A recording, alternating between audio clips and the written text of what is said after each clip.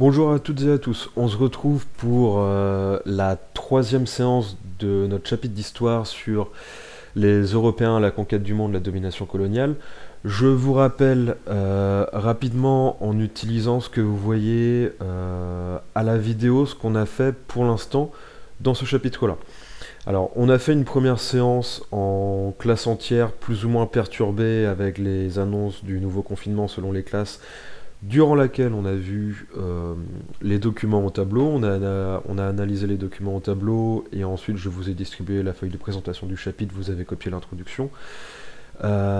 Certains ont eu le temps de faire la deuxième séance en classe entière, la séance durant laquelle on avait corrigé la première activité avec quelques autres documents au tableau sur la conférence de Berlin, puis la première trace écrite.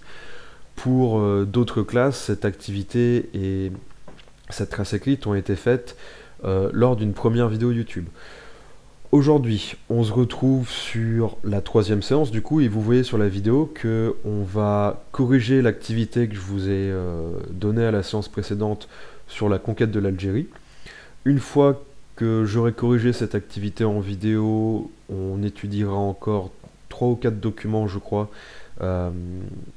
sur différents événements qui se passent lors des conquêtes des Européens. Ensuite, vous aurez la trace écrite de la séance d'aujourd'hui, et je vous indiquerai ensuite le titre de la prochaine partie du chapitre avec les définitions à copier et l'activité à prendre. N'hésitez pas, comme la dernière fois, à corriger l'activité en utilisant du fluo sur les différentes questions, les différentes parties du document. Je rappelle que quand je ramasserai votre cahier, je regarderai si les réponses ont bien été écrites. Donc soit vos réponses sont bonnes, vous ne les modifiez pas, soit elles sont fausses, auquel cas vous prenez la correction uniquement pour cette activité, soit vous n'avez pas fait le travail, auquel cas je ne peux pas le vérifier, et profitez de la vidéo pour écrire les réponses à ce moment-là. On va faire ça assez rapidement et ensuite on passera sur d'autres documents. Alors, je ne vais pas lire les différents documents, vous les connaissez déjà. Si vous ne les connaissez pas, vous faites pause pour regarder tout ça rapidement. Et on va passer directement à la correction. Première question sur le premier document. Qui semble remporter la victoire? Alors, on a un document sur un combat en Algérie qui oppose deux troupes. Une troupe dirigée par Abdelkader à gauche, qui est un résistant algérien. Une armée dirigée par le duc d'Orléans à droite, qui est un chef militaire français. Comment on repère qui est en train de remporter la victoire? Eh ben, on regarde les différents éléments du tableau et on se rend compte que ce sont les troupes françaises qui sont en train de remporter la victoire. Et sur le tableau, c'est symbolisé par les soldats qui avancent tous dans le même sens en restant groupés donc les soldats sur la partie droite du tableau. Et les combattants d'Abdelkader, qui sont représentés sur la partie gauche, eh bien, sont représentés en train de s'enfuir et de manière désordonnée. Ils courent un petit peu dans tous les sens. Et ils se replient de manière forcée à cause de la charge des Français vers les forêts. Deuxième question, toujours sur ce document, comment Horace Vernet, l'auteur de ce tableau, enfin le peintre, représente-t-il la violence des combats sur son tableau? Il va utiliser plusieurs éléments. Le premier élément, c'est la présence de fumée à différents endroits, au premier plan, au second plan. Cette présence de fumée, elle fait référence à la fumée qui sort des fusils une fois qu'ils viennent de tirer, donc ça fait référence aux armes, mais on a aussi la violence qui est représentée par la présence de morts par terre au premier plan de l'image. Alors vous, avec votre document qui est en noir et blanc, c'est un peu plus compliqué à repérer, mais si vous faites attention sur la vidéo, on repère un cheval allongé par terre juste en dessous du duc d'Orléans, et des personnes à côté, même si c'est beaucoup plus compliqué de les voir sur une petite image comme ça. On passe sur le document numéro 2. Document numéro 2, vous aviez un texte qui est un témoignage d'un militaire français qui dirigeait une armée lors de la conquête de l'Algérie. Et dans ce texte, le militaire français va expliquer à son frère qu'il a rencontré des populations en Algérie qui ont résisté à l'avancée de son armée. Alors, les deux passages qui montrent que les populations ont résisté au passage de son armée, ce sont les passages qui viennent d'apparaître en rouge, les passages suivants. Je me suis battu presque tous les jours de 5h du matin jusqu'à 7h du soir. Donc là, ça nous indique qu'en face de lui, il a eu des résistants quasiment tous les jours de 5h du matin à 7h du soir. Et l'autre passage, c'est les Kabyles, c'est-à-dire les habitants d'une région de l'Algérie, la Kabylie, Les Kabyles avaient annoncé qu'ils feraient subir le même désastre à ma colonne, donc il prévient son frère aussi qu'il a eu des menaces de la part des habitants, de la part des populations de ce territoire. Quelles sont les techniques utilisées par le maréchal Saint-Arnaud pour décourager les populations locales, pour briser leur volonté de résister? Il va en utiliser plusieurs, et on les repère dans le passage vert que je viens de faire apparaître sur la vidéo. J'ai laissé sur mon passage un vaste incendie, tous les villages, environ 200, ont été brûlés, tous les jardins saccagés, les oliviers coupés. Alors, cette technique, c'est la tactique de la terre brûlée. C'est-à-dire que les soldats du maréchal ont brûlé les villages, ils ont détruit les jardins, ils ont coupé les oliviers, ils ont empêché les habitants de continuer à vivre normalement, même une fois qu'ils sont passés. Donc ça leur permet de contrôler le territoire une fois qu'ils sont passés par-dessus et d'empêcher les habitants de revenir après leur passage. Là, on s'arrête pour l'activité que vous aviez à faire pour la séance d'aujourd'hui. Donc, je rappelle, les questions 1, 2, 3 et 4 sont représentées avec différentes couleurs. Pour les questions 3 et 4, pensez à surligner le document. Pour les questions 1, 2 et 4, si vous n'avez pas la réponse dans votre cahier, pensez à recopier les réponses qui sont dans la vidéo. J'avance rapidement et on va passer sur un autre document. Alors, celui-là, vous ne l'avez pas. Donc, je vais le lire et ensuite je vais l'analyser assez rapidement en vidéo. Vous avez la première information tout en haut, c'est une illustration parue dans le Petit Journal, donc c'est un quotidien français du 18e et du 20e siècle, avec pour titre une triple exécution en Algérie, et qui est datée du 11 juillet 1909. Donc on est déjà dans une période de l'histoire durant laquelle l'Algérie est colonisée depuis plusieurs décennies. Contexte. 3 hommes sont conduits en charrette sur le lieu de leur exécution par des soldats français et algériens. Ils sont accusés d'avoir tué 2 représentants de l'administration coloniale. Et je vous ai mis un extrait du journal. Alors, l'extrait du journal, il n'est pas présent sur l'image à droite de votre écran, c'est extrait d'une autre partie du journal que je n'ai pas représenté sur la vidéo. Je vous lis le passage. Les 3 assassins de l'inspecteur Dubois et du brigadier forestier Barbier devaient être exécutés à Bossuet. Amenés par chemin de fer de Sidi Bel Abbès à Magenta, ils furent conduits en charrette au lieu de l'exécution. Mais avant le départ, l'un d'eux, Nour Bouchta, dressant sa haute taille et levant vers le ciel ses mains enchaînées, harangua le public d'une voix forte. Un silence effrayant planait sur l'assistance, on n'entendait que la voix perçante du bandit et le cliquetis de ses menottes. Il passa sur cette foule immobile, malgré la présence des gendarmes et des baïonnettes nues, une terreur irraisonnée. Mais le procureur donna le signal de départ. Quelques heures plus tard, les 3 bandits avaient expié leur crime. Alors, je vous mets quelques questions auxquelles je vais répondre assez rapidement. Première question. De quelle manière les 3 hommes de la charrette ont-ils résisté aux colonisateurs français? On a la réponse à 2 endroits du document. Ils ont résisté en tuant 2 représentants de l'administration mise en place par la France. Donc, ils ont tué un inspecteur, l'inspecteur Dubois, et le brigadier forestier Barbier. Le brigadier forestier, c'est un peu comme un agent de police, mais chargé de patrouiller uniquement dans les forêts et à proximité des forêts. Donc leur manière de résister à l'occupation française, c'est de tuer des Français présents en Algérie qui travaillent pour l'administration. Deuxième question. Que nous apprend cette illustration sur l'attitude des populations indigènes face aux colonisateurs? Eh bien, cette affiche, cette illustration et cet article nous apprennent que les populations peuvent réagir de différentes manières. Parce que on a certains qui résistent aux colons, parfois jusqu'en allant jusqu'au crime, donc en les tuant. C'est le cas de Nour Bouchta. Il résiste aux colons français en tuant ceux qui viennent chez lui.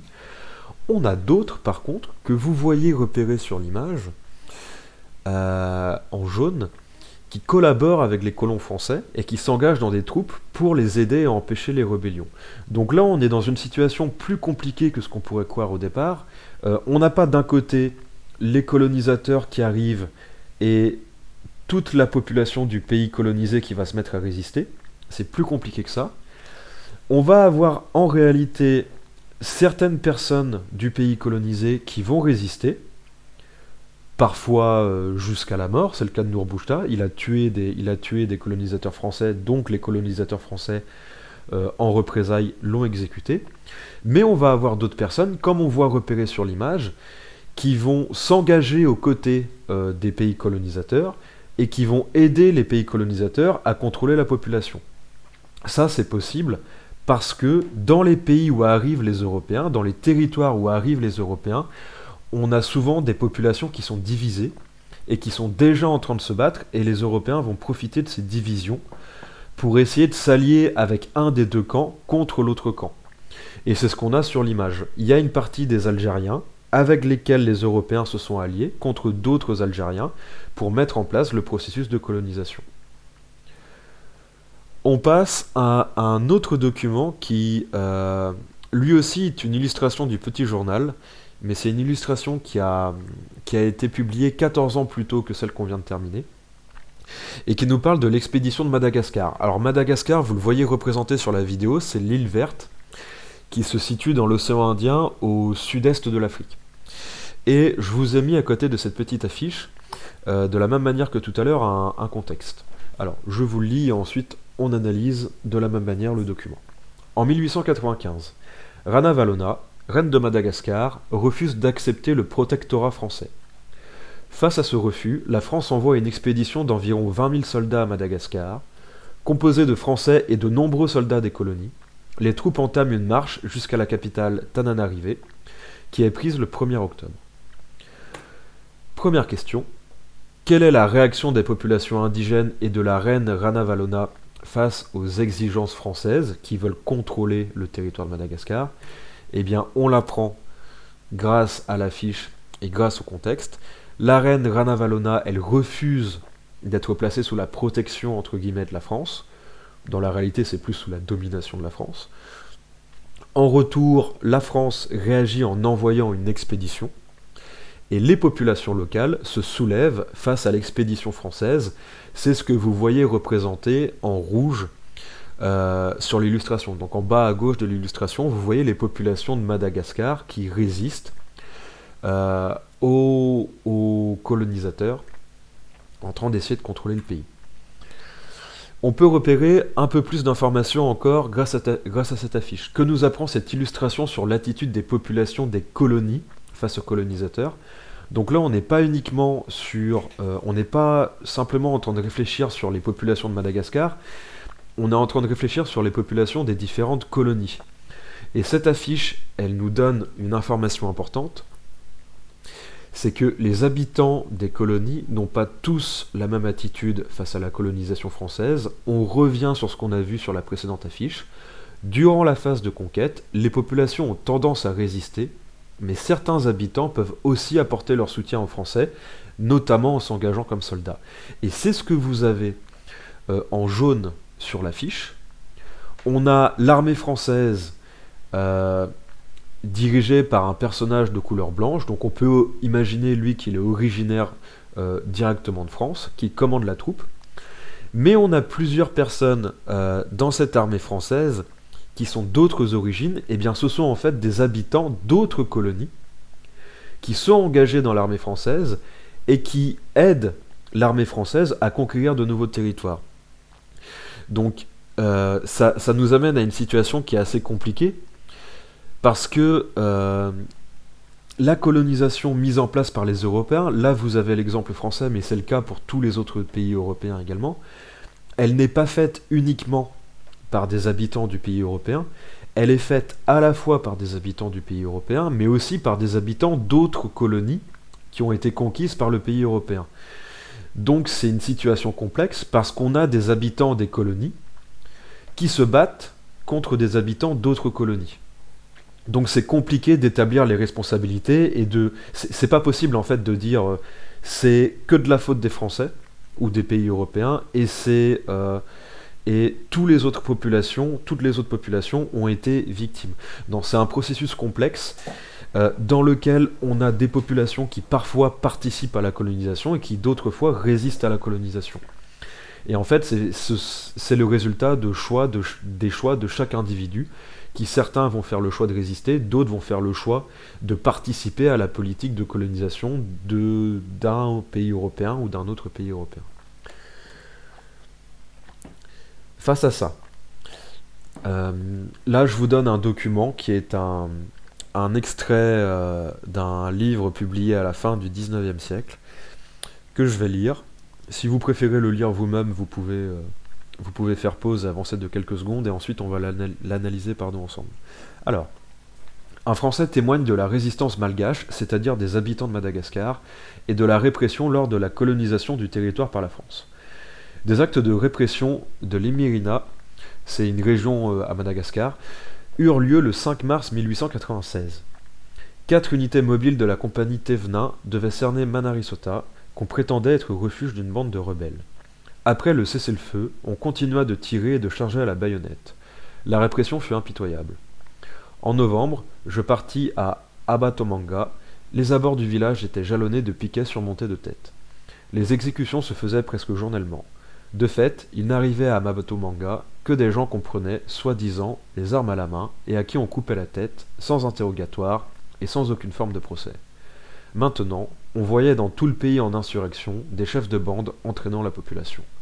Et ça, c'est un texte rédigé par Calixte Savaron, extrait de son livre Mes souvenirs à Madagascar avant et après la conquête, publié entre 1885 et 1898. Donc là, vous avez le témoignage de quelqu'un qui a vécu à Madagascar pendant plusieurs années et qui a assisté au développement de la conquête du territoire par la France, et qui nous raconte un épisode de cette conquête. Alors, cet épisode, ce qu'il nous raconte, ça va nous donner plusieurs informations sur la façon dont se déroule la conquête. Première question, comment réagissent les colons français face aux insurrections des populations locales? Je le formule autrement, comment réagissent les Français face à la résistance des habitants de Madagascar?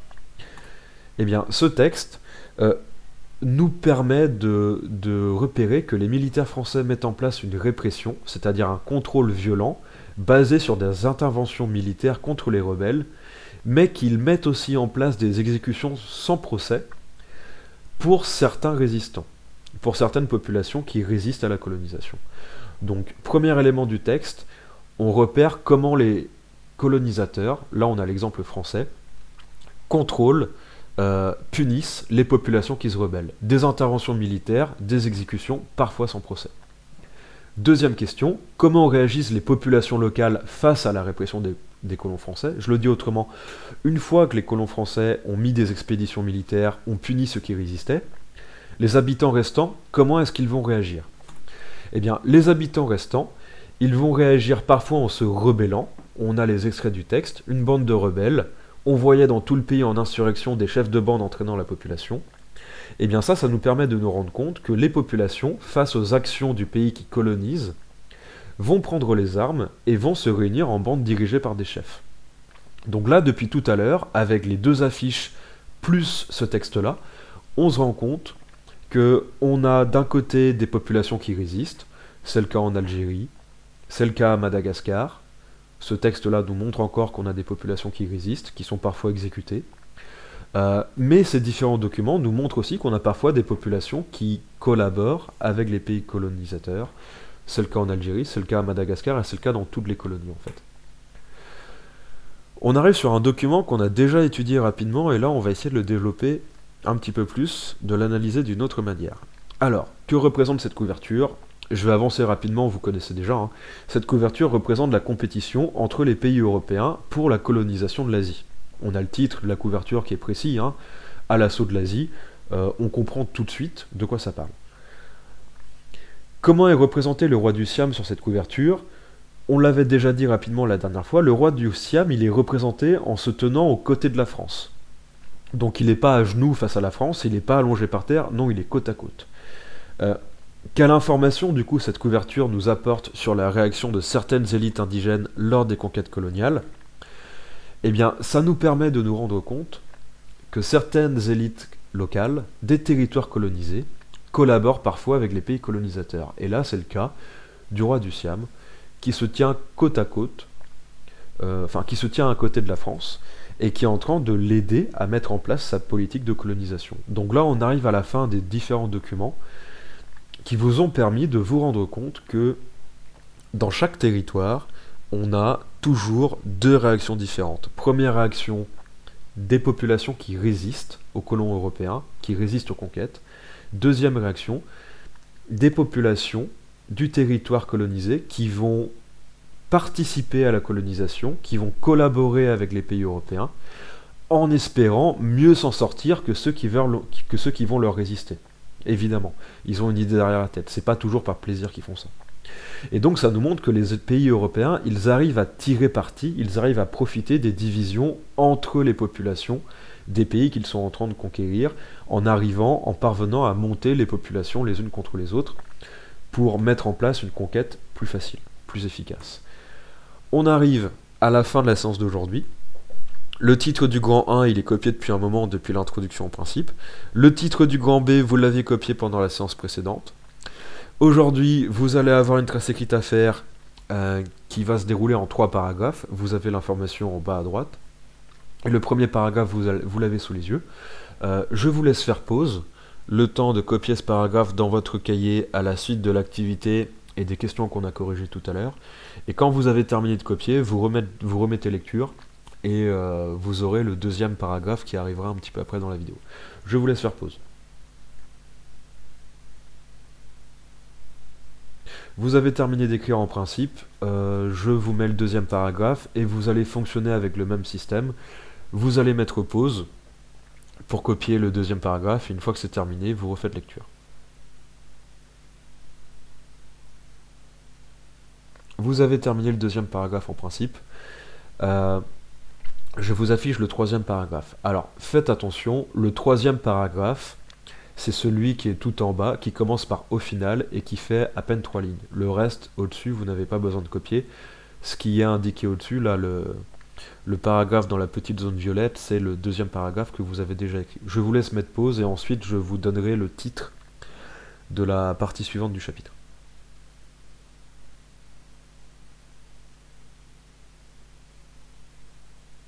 Vous avez terminé le troisième paragraphe. Une fois que c'est fait, vous prenez une nouvelle page. Et sur votre nouvelle page, vous allez écrire le titre du grand 2. Alors évidemment, si vous avez terminé votre texte en écrivant 3 lignes sur une page, vous continuez sur la même page. Par contre, s'il vous reste moins de la moitié de la page, ou même s'il vous reste la moitié de la page, c'est pas suffisant pour commencer une nouvelle partie. Donc si vous avez déjà bien entamé une page, là vous prenez une nouvelle page pour écrire le titre du grand 2, les sociétés coloniales, des territoires dominés, des populations contrôlées et influencées. Une fois que vous avez écrit le titre du grand 2, je vous affiche le titre de la première sous-partie qu'il va falloir écrire en bleu. Grand A, la domination des territoires conquis, des colonies aux statuts différents. Et dans cette partie, vous allez voir que les colonies mises en place par les Européens n'avaient pas toutes le même rôle et qu'il existait différents types de colonies au XIXe siècle. Et pour faire cela, vous allez avoir besoin de noter les définitions suivantes. La première définition que vous allez noter, c'est colonie de peuplement, une colonie dans laquelle s'installent durablement des colons venant du pays conquérant, la métropole. Donc une colonie de peuplement, c'est une colonie qui est mise en place pour que des Européens aillent s'y installer. Et la deuxième définition qu'il va falloir noter, c'est colonie d'exploitation, une colonie dont les ressources naturelles sont exploitées par la métropole, mais recevant peu de colons. Vous remarquez qu'il y a une faute à métropole dans la deuxième définition, la métropole au singulier, il n'y a pas de S à écrire à métropole. Donc une colonie d'exploitation, c'est pas une colonie qui va servir aux Européens pour aller y vivre, c'est une colonie dans laquelle les Européens vont envoyer quelques armées, quelques personnes de l'administration.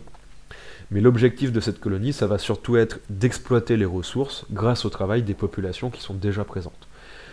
Une fois que vous avez terminé ça, vous allez prendre dans votre pochette l'activité, le document numéro 4, si je ne dis pas de bêtises. Le numéro 1, c'est la feuille présentation.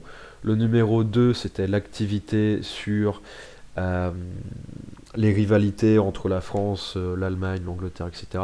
Le document numéro 3, c'est celui qu'on a corrigé tout à l'heure, sur la conquête de l'Algérie.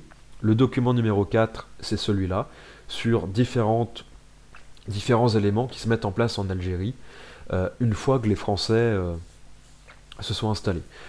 Cette activité, vous allez devoir la faire pour la prochaine séance, et la prochaine séance, elle aura lieu après les vacances. Donc vous pouvez le faire maintenant comme la semaine prochaine ou la semaine suivante si vous le voulez. Et la semaine de retour des vacances, le premier cours qu'on mettra enfin la première vidéo que je vous enverrai, il y aura à l'intérieur de cette vidéo la correction de cette activité, puis comme d'habitude 2, 3 ou 4 autres documents, une trace écrite, et si je ne dis pas de bêtises, encore une activité à faire pour la séance suivante. Donc c'est une activité qui ira assez vite, vous avez 5 questions, il y a besoin uniquement des documents, c'est pas la peine de prendre le manuel. Et en principe, vous avez pour 10 ou 15 minutes pour faire ça. Vous le faites comme vous voulez, mais c'est peut-être plus pratique de le faire maintenant tant que la vidéo est un petit peu fraîche dans votre tête. Bon courage pour l'activité, bon courage pour les autres cours. On se revoit pas très bientôt. Il y a encore une semaine de travail à distance après les vacances. Mais je vous souhaite quand même de bonnes vacances. Pensez à vous reposer pour réussir à être efficace sur le travail à distance à partir de la rentrée. Bonnes vacances, au revoir.